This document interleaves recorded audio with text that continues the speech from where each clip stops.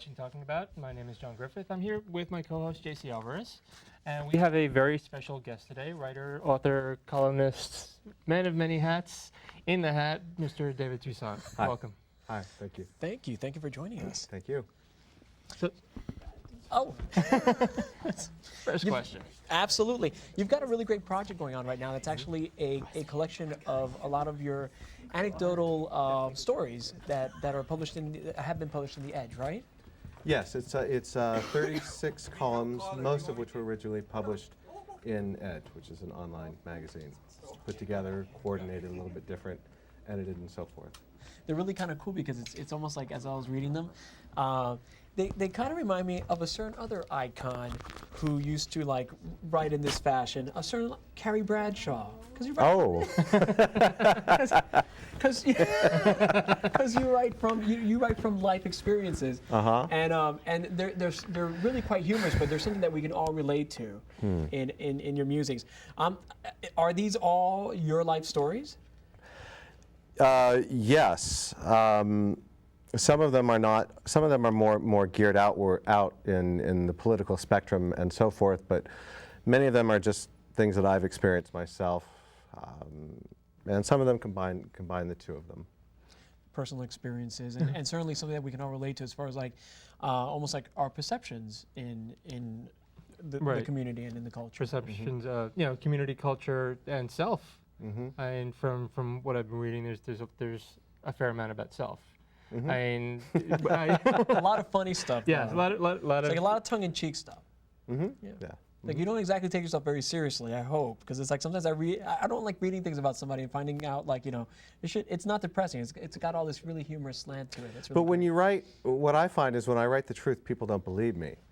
And when I write, I've written about things that have happened to me that people think I make up. And when I write something that's completely fabricated, they just think it's true, and I don't know why that is. Is there usually, even when you're fabricating and exaggerating, is there an underlying thread of truth? There has to be. Yes, yes. I think there's in all comedy and so forth. There's always truth, or it doesn't work. In every movie, and every story, and everything you read, every song, you don't connect to it unless there's something truthful inside of it. That's why people say that humor is the truth, looking sort of at the world sideways. And one of those, there's one of my favorite ones has a lot to do with Facebook. You reference a lot the internet and sort of like how our culture has become almost obsessed with the internet. There's a really great one where you almost like develop an entire relationship with someone based on their internet profile. Yes. And the internet life that exists. So many people can relate to. Yeah. That was true. Yeah. Oh, that was true. And it's like, do you think that that's really something that's happening to us all as a culture? Because it's. I think it happens all the time on the internet. But no one admits it. What? No one admits it. I wouldn't go that far. I think that we get an image of somebody in our head, and it's very romantic, it's very Victorian, and we take somebody's typed words and create images around them, and a photo which may or may not be them, and profiles which may or not be them, and beautiful words, and fabricate an entire existence out of it. And the problem, there's a wonderful side of that too, because the internet is immediate, and typing is immediate, so the passion can be immediate, and you can be making love to them, and not necessarily really, but having that sort of connection with them immediately, but at the same time you can cut it off too. And you can put mentally any sort of intonations and inflections in the text, because reading text you don't always get, you can read something one way, but if somebody says the same thing, it means something totally different. Completely different. And you're still operating on an image you have of their photograph or something like that. It's very, very interesting. And then you find that so many of these people doing this have, I mean, I knew two men, and I wrote about them, I think, in the one you were talking about, and they decided to move in together and live together. And one lived in Texas, and the other lived in Australia. And the one in Texas gave up his house and went to Australia to meet him, and found out at the airport that he was married with 2 children, and never thought he was going to come to Australia. And the whole thing got shattered. Well, it's almost like it's almost a dangerous sort of addiction to like almost going to develop this whole other psyche on the internet, which is something I think that happens most commonplace. But what's really great about the way you explore people lie on the internet? No one lies on the internet. No, I don't want to shatter your. No.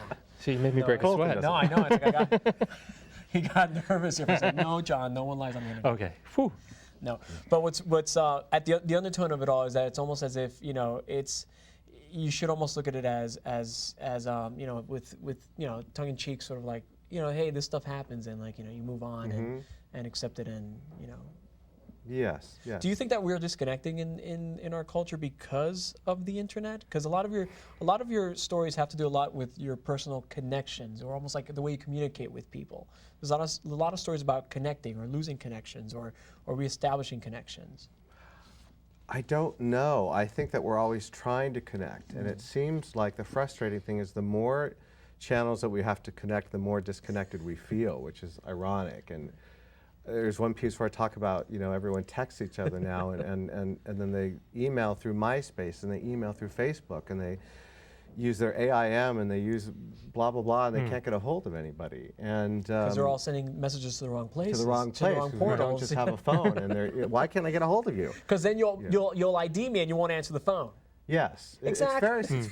It's very, very strange. Interesting, David. Yeah. Interesting. Yeah, and things and are then getting at the same time, I went to a movie once and came out and had like 85 texts from somebody who wanted to speak to me and was wondering why I wasn't speaking to them.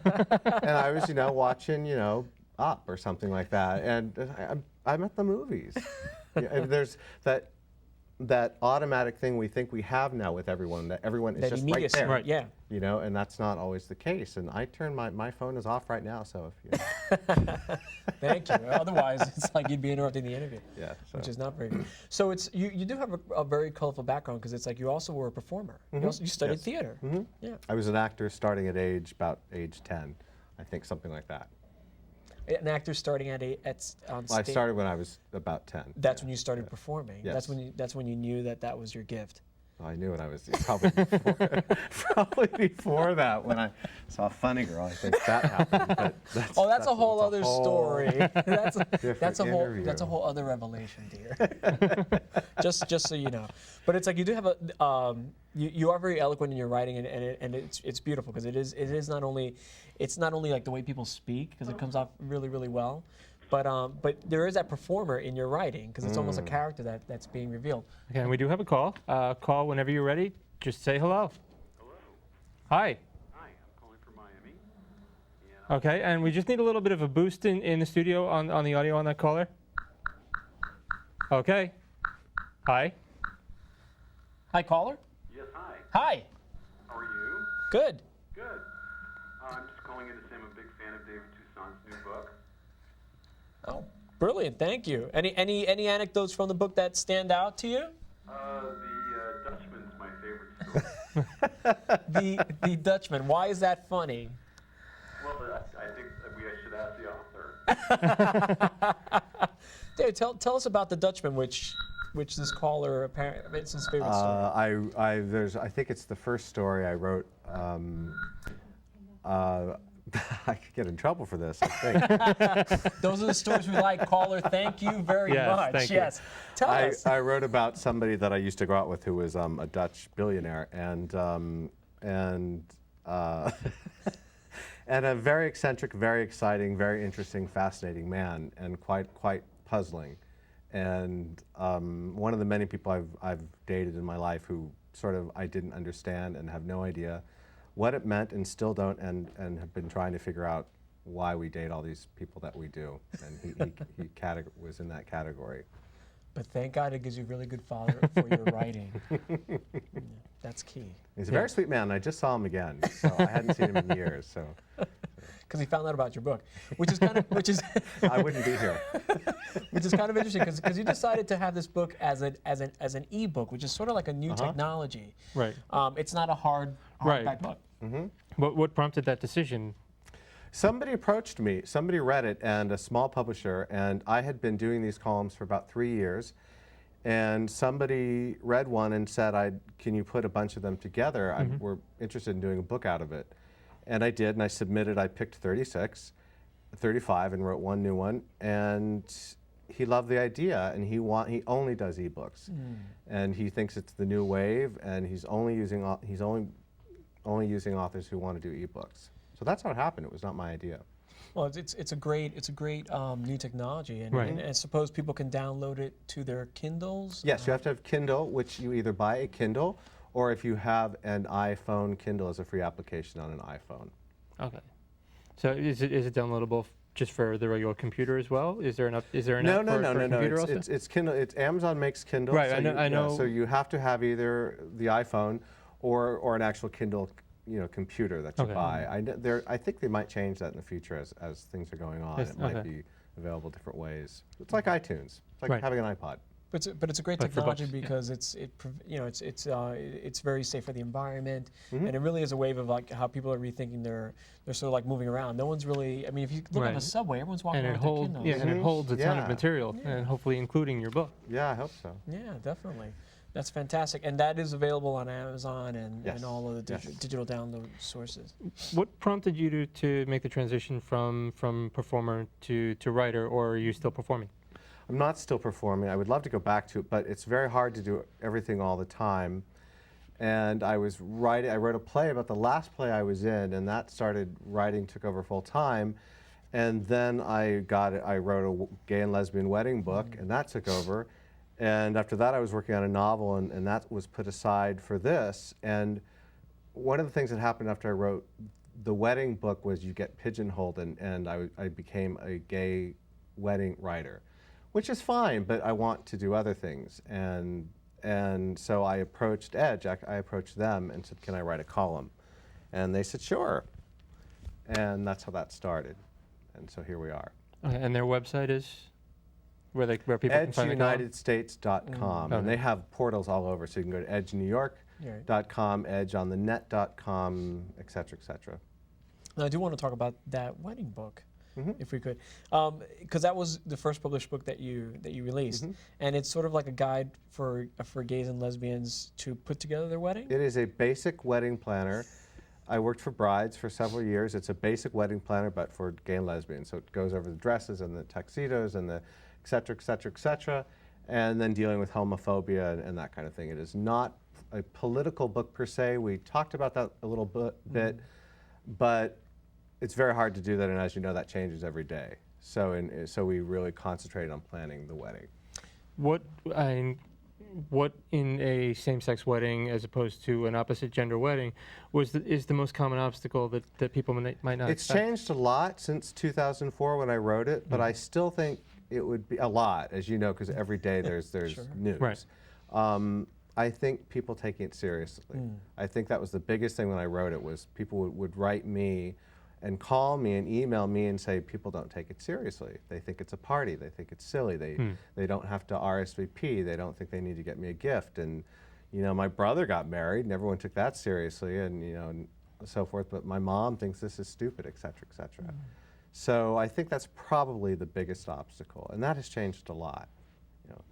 And the way we told people to deal with that was have somebody else give a party for you. Do register. The more traditional it is, and I think you'll see now that gay weddings have become very, very traditional. They're not with witches on beaches. And I think the more, because they want it to be seen as very serious and like a straight wedding very much. And lasting and committal and done in churches and that kind of thing. Absolutely, absolutely. And the title of that book is, in case. Gay and Lesbian Weddings, Planning the Perfect Same-Sex Ceremony. Because you never know. That's a full title, yeah. Yes. You never know. Absolutely. So what's next? I just wrote a play, and I am working on that novel still, so we'll see. I don't know. Does it have a happy ending? The novel? Yeah. Of course it does. Not that your writings don't have, they're just really, it's a great read. The book is a great read because it's so many things that so many people can connect with, because there are slices of life, and there's so many bits and pieces in there that are just like, these are things that happen to everybody every day. But what is a happy ending? Well, happy endings like something that's I'm truthful. sorry, that came out That wrong. came out wrong. It's okay. It's cable access. You can say Wrong whatever you crowd. like. I can describe it for you. I can demonstrate. It's not wrong thing. But something that's truthful to me is a happy ending. Something that is something that. Because why does the girl have to end up with the guy at the end of every happy movie? I don't understand that. I don't understand that either. And why can't a person end up alone and it be a happy ending? Yeah. I think it can. I think as long as Somebody's nodding over here. Why did but it's true. Sex and the City, the TV series, not the movie, which even did it more, but the TV series. Why did she have to end up with one or the other, Big or the ballet dancer, Baryshnikov? I remember thinking, why can't she be alone and happy and in New York, which she loves? And I was so disappointed by that. And I love, speaking of Carrie Bradshaw, and I loved that TV show, but I didn't understand why she needed that. Like that, a 30-something-year-old woman, that's the only way she can be affirmed is to have a guy. And she's successful, beautiful, gorgeous, talented, and her life was not happy unless she had a man at the end. There aren't enough stories that are told where people walk away alone and are happy. It's true. It's true. We equate togetherness with being like the ultimate place to be, as opposed to like being happy in who we are, which is referenced so much in your writings. I mean, it's like you do a lot of self-acceptance, a lot of self-examining, which I love. Especially, I mean, you're a very handsome man, and you have this whole story of like how you were perceived as an ugly child. I just don't. I mean, that story. I was reading that story. I was like, I was fat. that doesn't make someone ugly. Yeah, it does. Well, it's kind of interesting because my mom always said to me that I was the ugly duckling who turned into a swan. Which I always thought was like, I don't think I was an ugly kid. Really? Were you fat? No, I was really skinny. Oh, okay. I was fat. But still beautiful. But when you're fat, the kids aren't nice to you. Unless you didn't know that. They're not particularly kind. Okay, so one more time, where can people find more information? You can go to my website. Everybody has a website now, Yeah. which is Absolutely. just my name, davidtoussaint.com.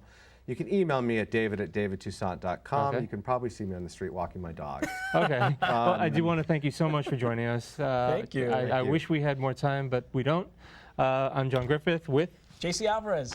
Thank you, and we will Thank see you next time. Thank you so much. Bye-bye.